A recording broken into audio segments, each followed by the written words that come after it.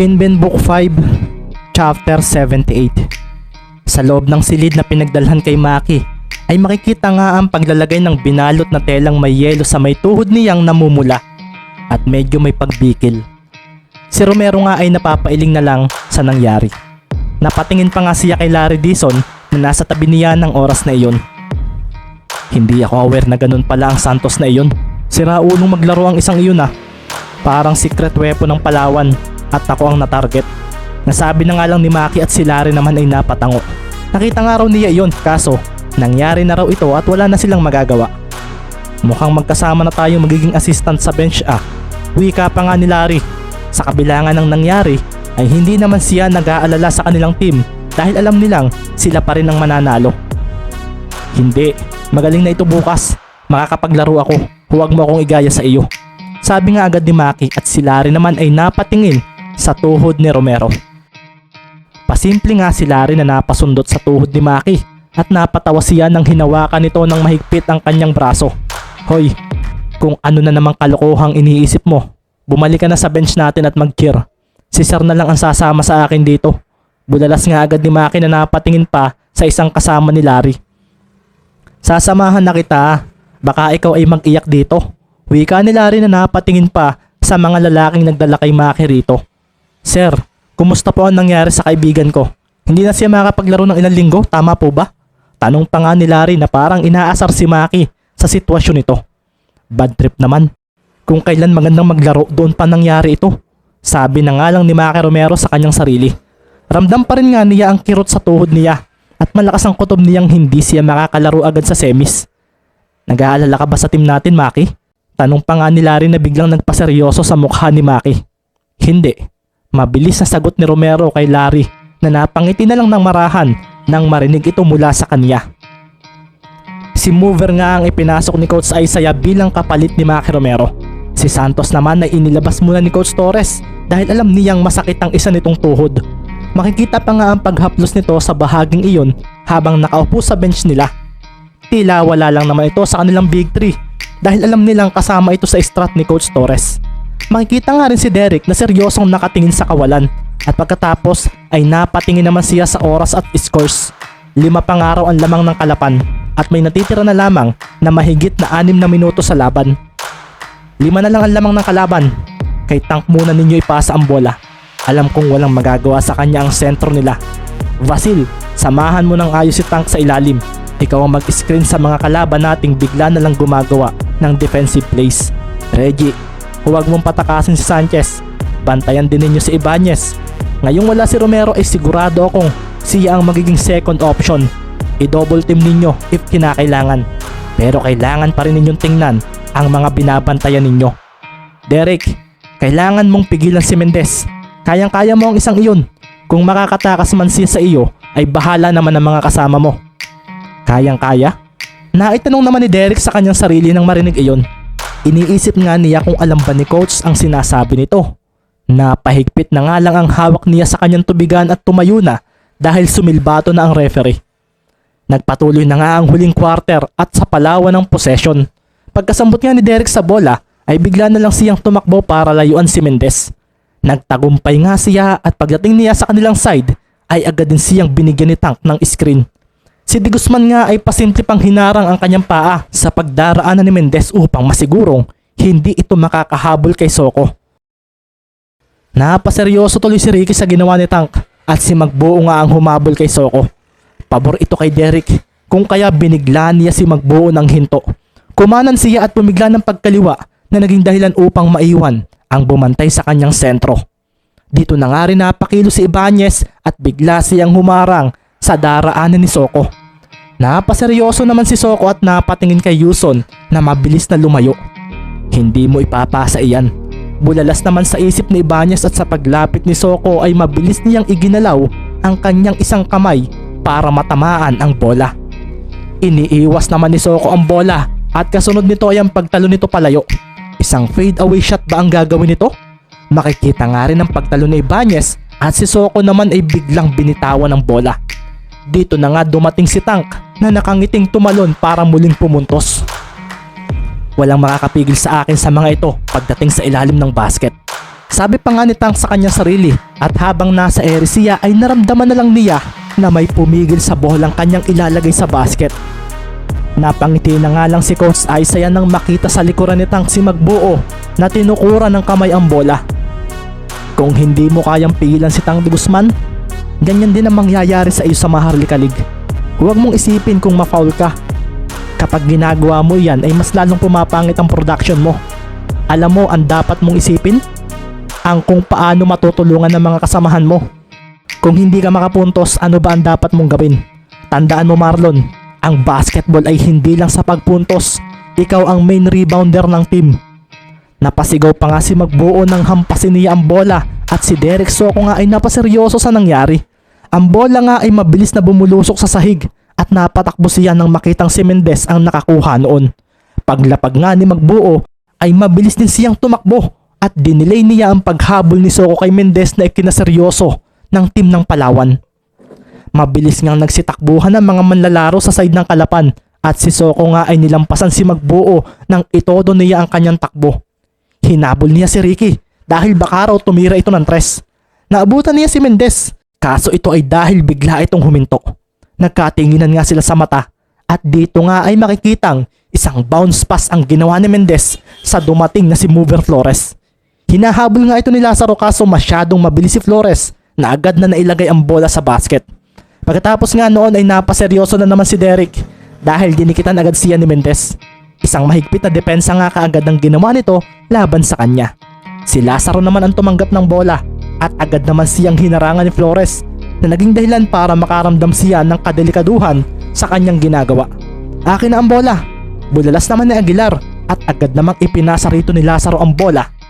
Si Reggie nga ang nagtawid sa gitna ng bola at pagkababa ng lahat ay agad niyang ipinasa kay Tank ito nang makita niyang pinopostehan nito ang katapat na si Magbuo. Magaling ang ginawa mo kanina ah. Napangiti naman si Marlon sa narinig niya at nilabanan ng puwersa ni De Guzman.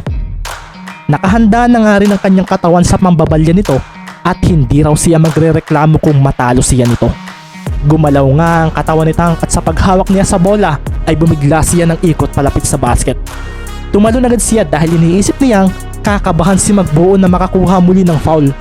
Mabilis namang umurong ang isang paa ni Magbuo. Abangan mong umangat ang bola. Kapag kaya mong hampasin ang bola bago pa ito itas ng kalaban ay gawin mo. Ma-foul ka man o hindi, huwag kang magdadalawang isip sa mga defensive plays mo. Kasi kung magkakaroon ka ng doubt sa depensa mo sa ilalim ng basket, ay maiisahan ka ng kalaban. Sa oras na masanay ka sa depensa sa ilalim ng basket, hindi mo na kailangan mag-isip kung ano ang gagawin. Kung saan ang gagalaw ang mga kamay at paa mo. Tandaan mo ito Marlon, kung gusto mong protektahan ng basket mula sa kalaban, kailangang handa kang mag-take ng risk. Mahalaga ang position mo sa lineup. Naalala nga ni Marlon ang mga turo sa kanya ng ama niya noon. Hindi niya ito pinapakinggan ng mabuti noon pero sa hindi may paliwanag na dahilan ay bigla na lang itong sumagi sa kanyang isip na para bang tamang-tama ngayon. Umalingaw-ngaw nga ang pagtama ng palad ni Magbuo sa bolang hawak ni Tank. Napalunok nga si Tank sa nangyari. Napatingin din siya kay Magbuo at nakita niya ang maliit na ngiti nito at ang talas ng tingin sa bola. Huwag kang magpabuli sa ilalim ng basket. Ikaw ang dapat mambuli. Gamitin mo ang katawan mo. Malakas ka pero kinakabahan ka. Iniisip mong hindi mo kaya? Mali yan Marlon. Kasama sa pagiging magaling na player ang pagkakaroon ng winning mentality. Tingnan mo ang mga kasamahan mo, lalo na si Ricky. Nakita mo ba siyang natatakot sa mga malalaking players na nakakatapat niya? Hindi ba? Hindi. Sumagi nga rin sa isip ni Magbuo ang sinasabi sa kanya ni Coach Isaiah. Napaatras nga si Tank nang mabangga siya kay Magbuo at kasunod nito ay ang pagdamba nito sa bola. Kamunti ka na itong makuha ni Lazaro kaso naprotektahan ni Marlon ang bola. Kuya, bulalas naman agad ni Mendez at sa pagbato niya rito ay agad naman niyang nakita ang kalmadong ngiti nito. Salamat kuya. Sabi pa nga ni Mendez na mabilis na pinatalbog ang bola. Si Derek Soko naman ay mabilis na humabol kay Ricky. Nilampasan niya ito at nang humarang siya ay nakita na lang niya ang talim ng tingin nito. Gusto kong maging mas magaling pang player. Gusto kong maging pinakamagaling sa Palawan at makarating sa mas mataas na liga na dala ang maganda kong pangalan. Gusto kong isigaw ng mga tao ang pangalan ko sa bawat game. Kaya dapat ay mapigilan ko ang isang ito. Bulalas nga ni Derek sa kanyang isip at mabilis niyang iniharang ang kanyang katawan kay Mendez. Napangiti naman si Ricky na biglang ibinato ang bola sa pagitan ng mga binti ni Derek Soko. Ang mga manonood ay napaseryoso at napatayo nang makita iyon. Si Mendez nga ay nilampasan agad si Soko at dito na nga napaseryoso si Reggie dahil sa crossover na iyon. Derek! Sigaw nga ni Aguilar at nang marinig ito ni Soko ay doon na ito natauhan. Mabilis siyang humabol kay Mendez na biglang nagdilim ang paningin habang pinapatalbog ang bola.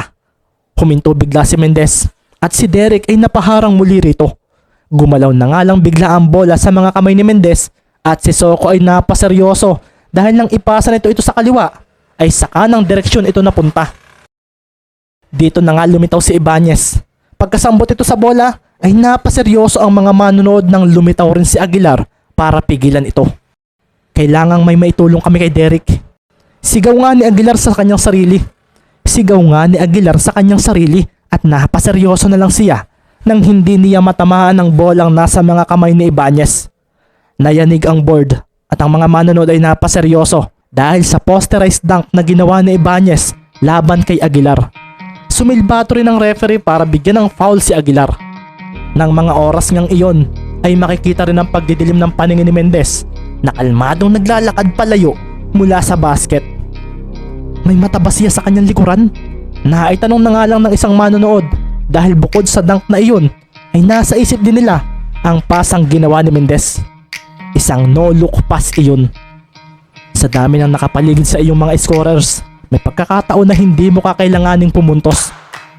Ang gagawin mong mga pasa sa kasamahan mo ay magiging isang threat na kaagad sa makakalaban natin. Paano pa kaya kung ikaw na ang pupuntos? Nasabi na nga lang ni Isaiah sa sarili. Mawala man daw si Romero sa lineup nila, mananatiling malakas pa rin ang kanyang team, lalo na't may magaling silang playmaker na gaya ni Mendez. Huminto nga si Mendez sa gitna ng court at kasunod nito ay ang marahang pagngiti ng kanyang mga kasamahan. Tambakan natin ang Palawan. Bunalas ni Mendez at nang marinig ito ng lahat, ang mga fans ng Palawan ay nakaramdam ng kabog sa dibdib nila. Para ito kay Kuya Maki. Talagang gumamit pa kayo ng dirty plays? Kung ganoon, ilalagdag na namin ang team ninyo sa ligang ito. Kumabog nga rin bigla ang dibdib ng mga players ng Palawan dahil doon. Pakiramdam nga ni Tank ay dahil ito sa pagkawala ni Romero at hindi raw ito maganda. Napatingin nga rin siya kay Marlon Magbuo at nakaramdam siya ng delikadong kakalmahan sa mga mata nito. Tapos na ang laban. Mahinang sambit naman ni Calvin na napailing na napatingin kay Mendez. Mahirap matalo ang isang ito sa ganitong mga sitwasyon. Sabi pa nga ni Calvin sa kanyang sarili. Napakuyom naman ng kamao si Derek sa sinabing iyon ni Ricky. Napatingin nga siya sa kanyang mga kasamahan at nakita niya ang kaba sa mga mukha nito dahil sa mga salitang iyon. Napabalik na nga lang sila sa realidad nang sumilbato ang referee. May free throw pa si Ibanez. Pumuesto na kayo. Makikita nga si Carlo na kanina pang nasa free throw area at naghihintay sa bola. Makikita na nga ang pagpwesto sa may gilid ng court ni Tank at ng iba pa. Si Marlon Magbuo nga ay napatingin pa ng seryoso kay Carlo at mukhang nagkaintindihan sila ng mga oras na iyon. Pinakawala na nga ni Ibanez ang bola mula sa kanyang mga kamay at napaseryoso ang mga manonood nang magmintis iyon. Isang pagngiti naman ang sumilay sa labi ni Isaiah dahil doon. Tumalo naman nga si Tank para sa rebound kaso nabigla na lang siya nang may maunang palad mula sa kanyang likuran dito. Si Marlon Magbuo ito at buong lakas nitong ibinalik ang bola sa basket sa pamamagitan ng isang putback dunk na nagpabagsak sa sentro ng Palawan na si Tank de Guzman. Kailangan katakutan ka nila sa ilalim ng basket. Para magawa mo ito, gawin mo ang mga itinuro ko sa iyo. Bakit pa ba ako kakabahan? Napapaligiran ako ng mga magagaling na kasamahan. Sambit pa nga ni Magbuo na sa paglapag sa harapan ni Tank ay biglang napakuyom ng kamao. 96-85 na nga ang score at unti-unti nang nakikita ng mga manonood kung sino ang tunay na malakas na team sa dalawang naglalaban. Lamang na nga ng 11 ang kalapan at mukhang hindi na sila mapipigilan pa.